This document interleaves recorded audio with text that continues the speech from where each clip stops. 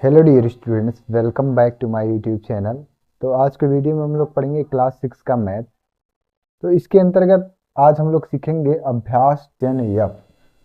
तो 10E तक complete solve हो गया है। वहाँ पर एक एक सवाल हम आप सबको लगवा दिए हैं और वो सभी वीडियो आपको प्लेलिस्ट में मिल जाएगा, आप वहाँ से उसको इजीली देख सकते हैं। तो अब चलिए फटाफट से आज का वीडियो स्टार्ट करते हैं और सीखते हैं अभ्यास 10F। पहला सवाल यहाँ पर दिया है, रिक्त भाग में नीचे दिए गए विकल्पों में से सही विकल्प चुनकर भरिए। और यहाँ पर ये आपको ग्राफ दिया गया है और यहाँ पर भी ग्राफ दिया गया है। तो यहाँ पर जो सीरीज ऊपर है सेम वही सीरीज नीचे भी होना चाहिए, लेकिन यहाँ पर एक बॉक्स यहाँ पर खाली है और 4 ऑप्शन आपको यहाँ पर दिए गए हैं। इन 4 ऑप्शन में से जो सबसे सही विकल्प होगा वो यहाँ पर भरा जाएगा।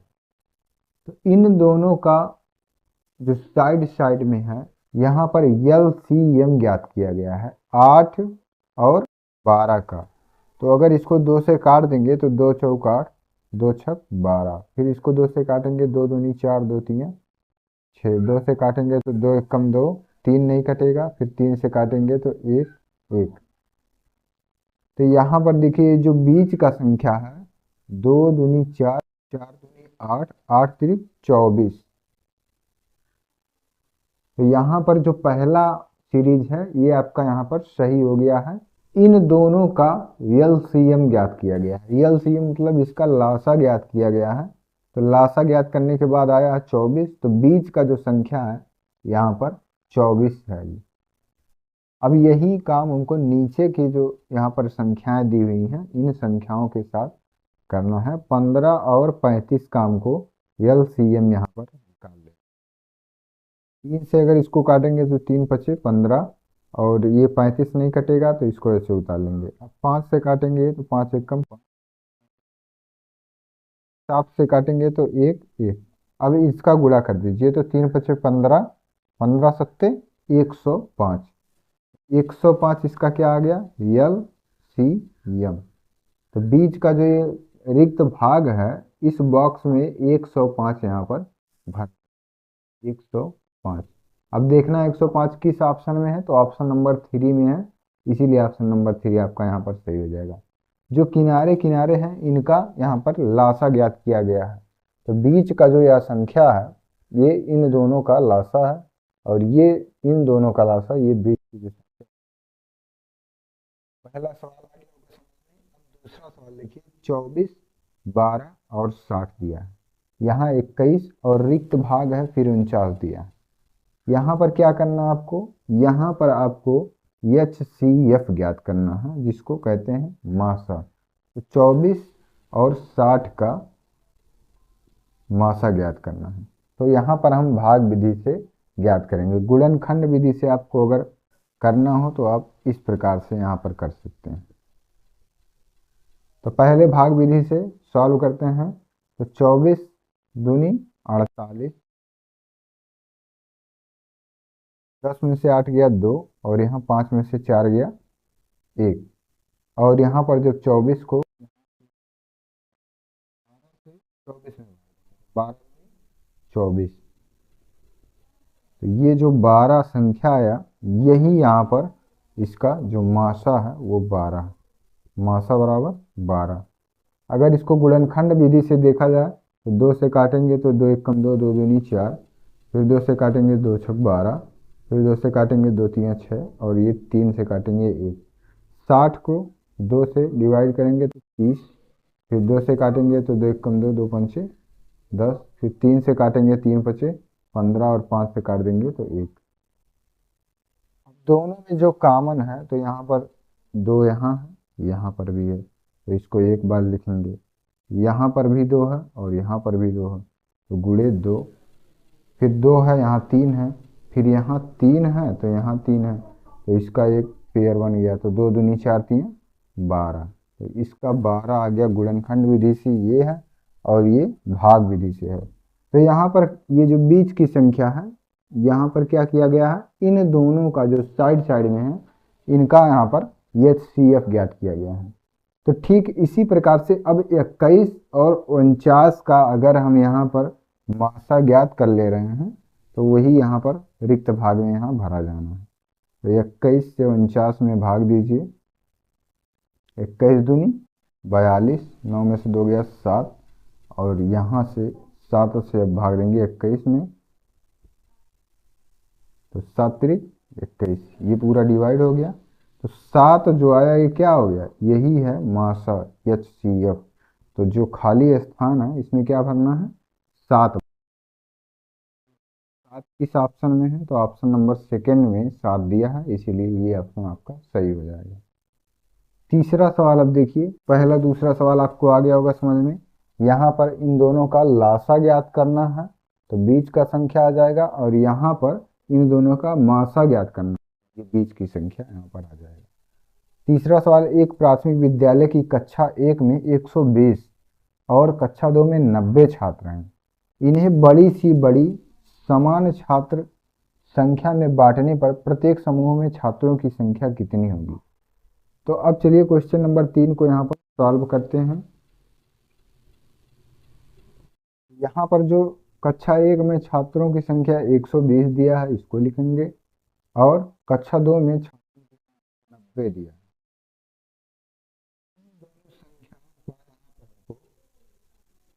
बड़ी से बड़ी संख्या है यहाँ पर, तो इसीलिए यहाँ पर इसको मासा ज्ञात करना है, तो 90 से 120 में यहाँ पर भाग दे दीजिए।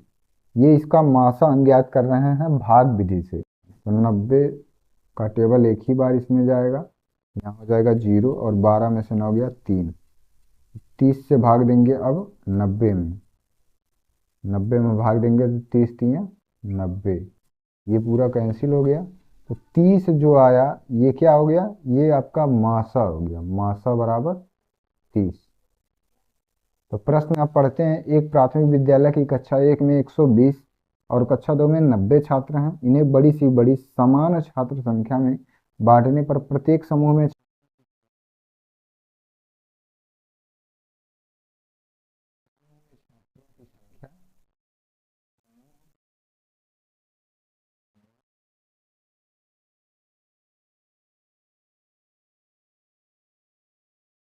कितना हो जाएगा, 30 30 समूह होंगे।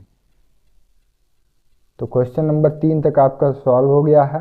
क्वेश्चन नंबर 4, कापियों की वह छोटी से छोटी संख्या ज्ञात कीजिए जो 3, 6, 12 व 15 के बंडलों में अलग अलग किंतु बराबर बराबर बांटी जा सके। तो इस सवाल को हल करने के लिए जो भी यहाँ पर संख्याएं दिए हैं, इन सभी संख्याओं का हमको LCM ज्ञात कर लेना है। 3, 6, 12 और 15, इसका LCM ज्ञात, 2 से इसको काट देंगे तो 3 नहीं कटेगा, 2 3 6, 2 6 12 और 15 ऐसे उतार लेना। फिर 2 से काटेंगे तो 3 3, 2 3 6 और 15 नहीं कटेगा। अब 3 से काटना है तो 1 1 1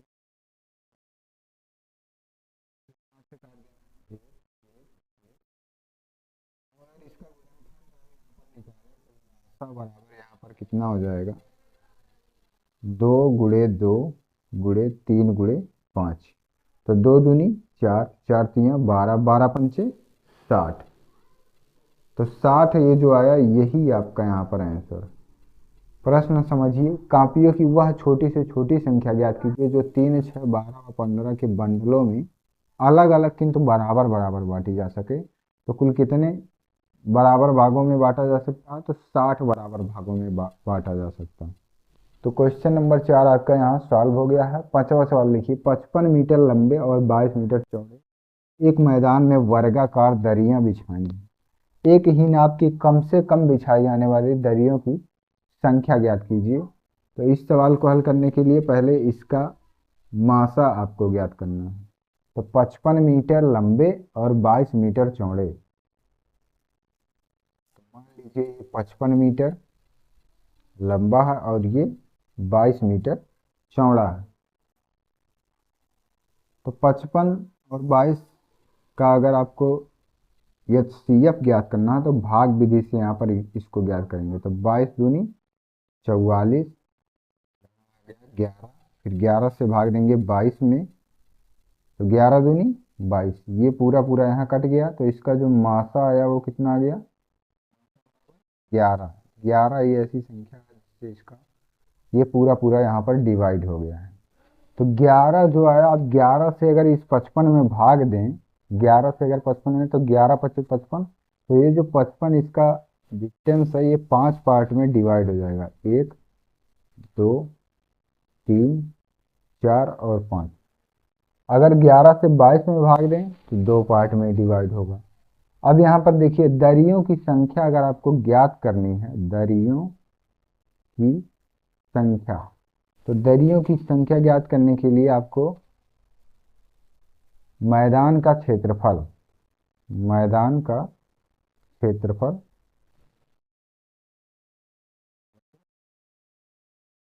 एक दरी का क्षेत्रफल, एक दरी का क्षेत्रफल, तो मैदान का क्षेत्रफल आपका कितना है? 55 गुणे 22, 55 गुणे 22 का बटे एक दरी का क्षेत्रफल का मतलब ये जो 11 आया ये है, तो 11 गुणे 11।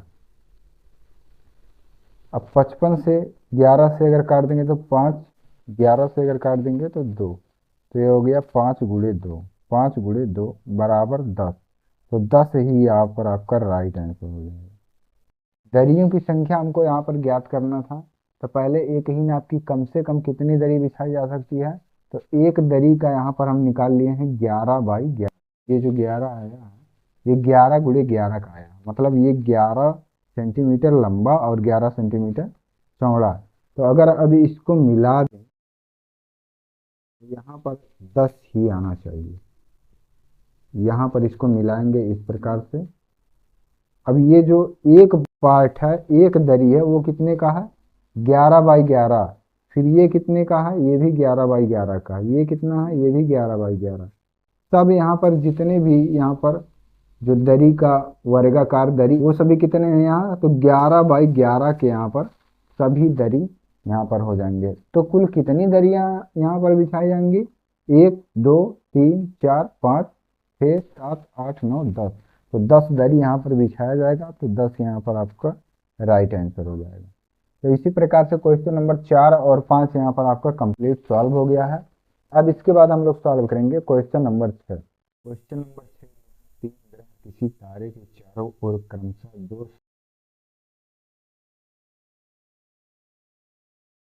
यदि वे किसी भी तारे के एक छेद में हैं, तो कितने दिनों में पुनः वे विच्छेद में आ जाएंगे? तो हल करने के लिए इसका हमको एलसीएम ज्ञात करना है। यहाँ पर 200, 250 और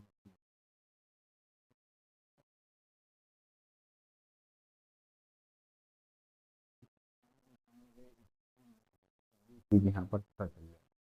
दो से अगर इसको काट दे तो 2 एकम 2, 2 शून्य शून्य 2 शून्य शून्य, और यहाँ पर 2 एकम 2, 2 दूनी 4, 2 पंचे 10, और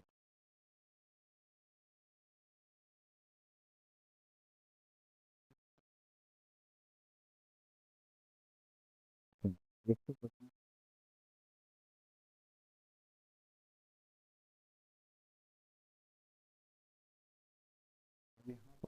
2 से कटेगा तो 2 दूनी 4, 2 पंचे 10, 125 नहीं कटेगा और 75 भी नहीं कटेगा।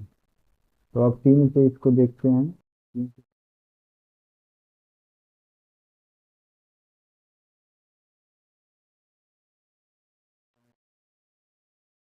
से आ गया, अब 5 से ही कटेगा।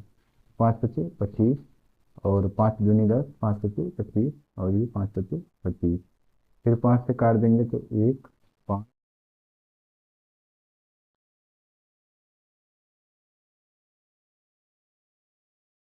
जब इसको यहाँ पर लासा बराबर ज्ञात करना है, जो भी इसके गुणनखंड आया है उसको लिख लेंगे।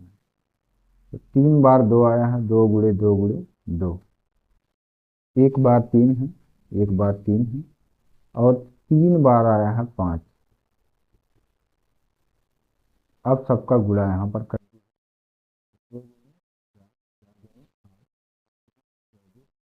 24 में 5 का गुणा करेंगे, 24 में 5 का गुणा करेंगे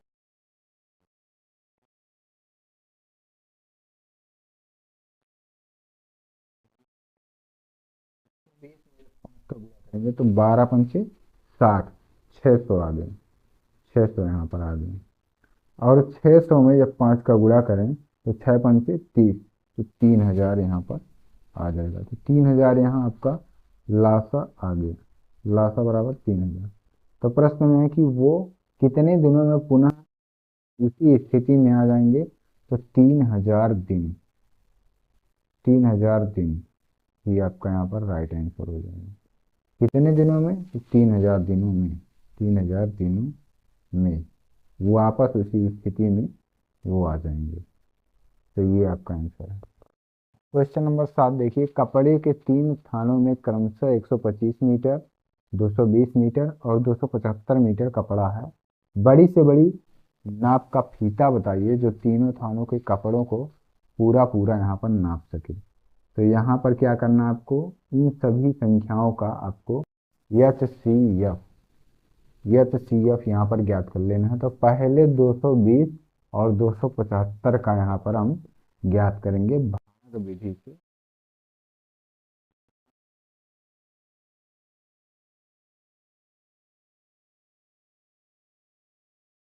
7 में से 2 गया 5 और 2 में से 2 गया 0।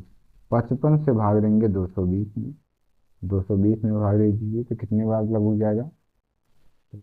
4 बार लगभग जाएगा। 520 के शून्य यहाँ से 2, 4×5 = 20, 2 22, ये पूरा पूरा यहाँ पर कट गया। तो 55 यहाँ पर आ गया संख्या, लेकिन अभी यहाँ पर केवल 2 ही संख्या से लिए थे, 220 और 275। अब यहाँ पर 125 भी है, तो 55 से अब यहाँ पर 125 में भाग देंगे। ऐसी संख्या रहना चाहिए जिस संख्या से ये तीनों संख्या यहाँ पर कट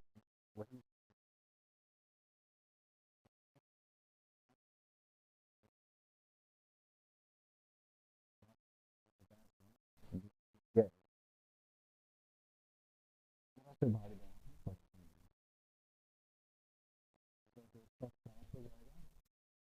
3 बार जाएगा, 3×5 = 15 के 5 हाथ के लिए, 3 × 1 = 3, 1 4, 15 × 3 = 45, 5 में से 5 गया शून्य और ये 5 में से 4 गया। 10 से भाग देना है 15 में, इससे भाग देना है इसमें। तो 10 से 15 में भाग नहीं जाएगा, 10 × 1 = 10, 5 आ गया। तो अब 5 आ गया, जब 5 से भाग दे देना है 10 में, यहाँ पर 10 में, 5 दूनी 10। तो 5 ही ऐसी संख्या है जिससे ये तीनों संख्याएं 220, 275 और 125 तीनों यहाँ पर कट जाएंगे। तो आगे प्रश्न है कि बड़ी से बड़ी नाप का फीता बताइए जो तीनों थानों के कपड़ों को पूरा पूरा नाप सके। तो 5 ही यहाँ पर आपका राइट आंसर हो जाएगा। 125 मीटर, 220 मीटर, 275 मीटर दिया है, तो यहाँ जो हो जाएगा वो आपका हो जाएगा 5 मीटर। ठीक है, तो ये आपका आंसर। तो क्वेश्चन नंबर 6 और 7 भी यहाँ पर आपका सॉल्व हो गया है। अब इसके बाद सॉल्व करेंगे क्वेश्चन नंबर 8। क्वेश्चन नंबर 8 दिया है, 6 घंटियां एक साथ बजनी आरंभ हों। यदि वे क्रमशः 2, 4, 6, 8, 10 और 12 सेकंड के अंतराल से बजती हों तो 30 मिनट में कितनी बार एक साथ बजेंगी? इसको हल करने के लिए इसका हमको क्या करना है, एलसीएम ज्ञात करना है।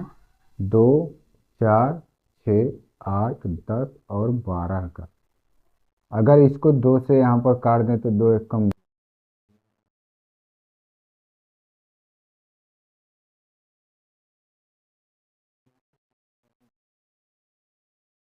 3 नहीं कटेगा, 2 दूनी 4, 5 नहीं कटेगा, 2 3 6, फिर 2 से काट देंगे तो 1 1 3 1 5 3। अब 3 से काटेंगे तो 1 1 1 1 5 और 1, फिर लास्ट में 5 से काटेंगे तो ये सब 1 1 1 हो जाएगा। इसका जो परिणाम हो जाएगा वो कितना हो जाएगा देखिए। जो भी फैक्टर है उसको लिखना है 1 2 3, 3 बार आया है 2, 1 2 3, एक बार 3, एक बार 5 आया है। अब सबका आपस में गुणा कर दीजिए तो 2 दूनी 4, 2 8,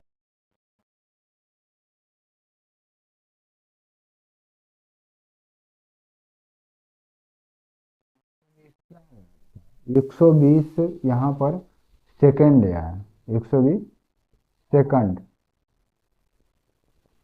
क्योंकि इसका हम एलसीएम ज्ञात किए हैं, तो ये लास्ट में लिखा है 2 4 6 8 10 और 12 सेकंड के अंतराल पर, तो 120 क्या आ गया, सेकंड आ गया। अगर इसको मिनट में बदलना हो, क्योंकि यहाँ मिनट में दिया, मिनट में आपसे पूछा गया क्वेश्चन, अगर इसको मिनट में बदलना हो तो 60 से अगर भाग दे देंगे तो मिनट में ये चेंज हो जाएगा। तो 60 मिनट, 2 मिनट, 2 मिनट आ गया। तो आगे प्रश्न है कि इसके अंतराल से बजती 30 मिनट में वे कितनी बार इकट्ठी बजेंगी। तो 30 मिनट बाद, तो 30/2, 2 से अगर काट दें तो ये हो जाएगा 15, 15 बार एक आपका राइट आंसर है। आपसे समझिए सवाल, जो यहाँ पर क्वेश्चन दिया है, इस क्वेश्चन का पहले हमको एलसीएम ज्ञात करना है। एलसीएम आ गया आपका 120, तो 120 जो आया वो सेकंड में आया, इसको मिनट में कन्वर्ट करने के लिए हमको 60 से भाग देना है। एक मिनट में 60 सेकंड होता है, तो 60 सेकंड से 120 सेकंड में भाग देंगे तो ये आ गया 2 मिनट, मिनट में कन्वर्ट हो गया। तो अब आगे प्रश्न है कि 30 मिनट में कितनी बार एक सेकंड एक साथ बजेंगी। तो 30/2 मिनट, 30 मिनट/2 मिनट, इसको काट देंगे तो 15 यहाँ पर हो जाएगा। तो 15 बार वो एक साथ बजेंगी। तो क्वेश्चन नंबर 8 आपका यहाँ सॉल्व हो गया है।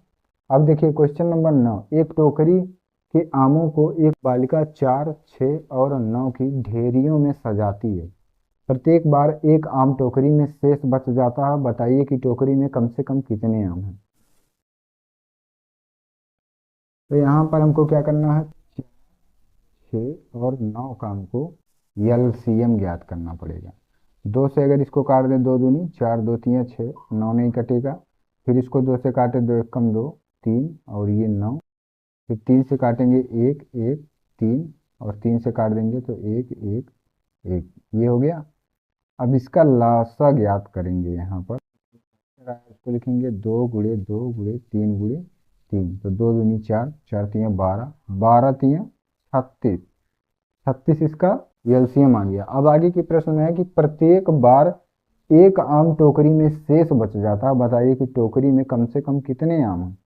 तो एक आम कब शेष बचेगा, ये 36 जो है आपका 4 6 और 9, ये पूरा पूरा यहाँ पर डिवाइड हो जाएगा। एक आम यहाँ पर कब बचेगा, जब हम इसमें एक,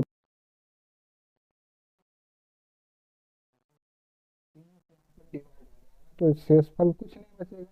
लेकिन प्रश्न में है कि एक आम हमेशा शेष बच जाता है, तो शेष कब बचेगा, जब यहाँ पर 37 आम रहेगा।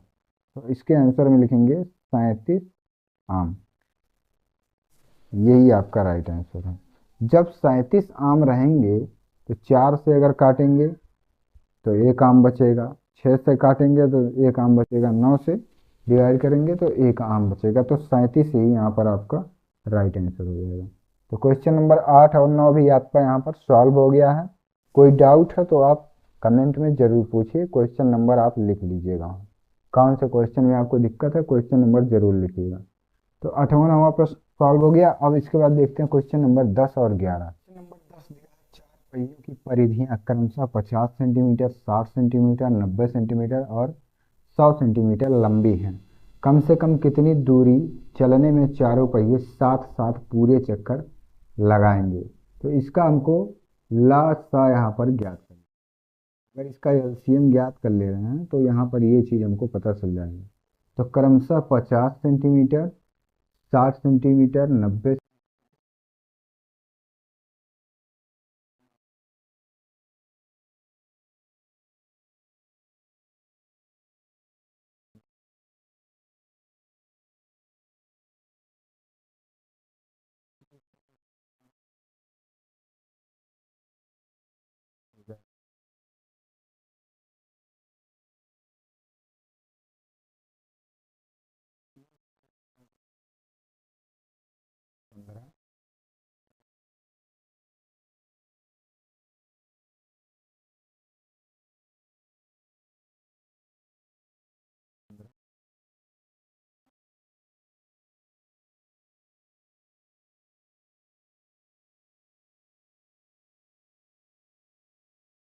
ये हो गया। तो इसका लासा यहाँ पर ज्ञात करना है। जो फैक्टर आए हैं इसको यहाँ पर लिख लेना है।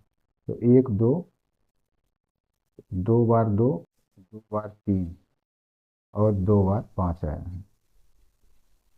गुणा कर लीजिए तो 2 दूनी 4, 4 तीन 12, 12 तीन 36, 36 में अगर 5 का गुणा कर दीजिए तो 5 36, 5 तीन 15 तीन 18, 180, 180 में 5 का गुणा करेंगे तो 18 पचे 90 और यहाँ एक जीरो बढ़ा देंगे तो 900। तो कम से कम कितनी दूरी चलने में चारों पहिए साथ साथ पूरे चक्कर लगाएंगे? तो 900 सेंटीमीटर। सेंटीमीटर में सब दिया है तो सेंटीमीटर ये आपका यहाँ पर राइट आंसर है। अब देखते हैं क्वेश्चन नंबर 11 और ये इस अभ्यास का लास्ट सवाल है। एक व्यापारी हर चौथे दिन कानपुर जाता है जबकि दूसरा व्यापारी हर 10वें दिन। वे दोनों यदि 3 जनवरी को कानपुर एक साथ गए हों तो अगली तिथि बताइए जब वे पुनः एक हर चौथे दिन और हर 10वें दिन।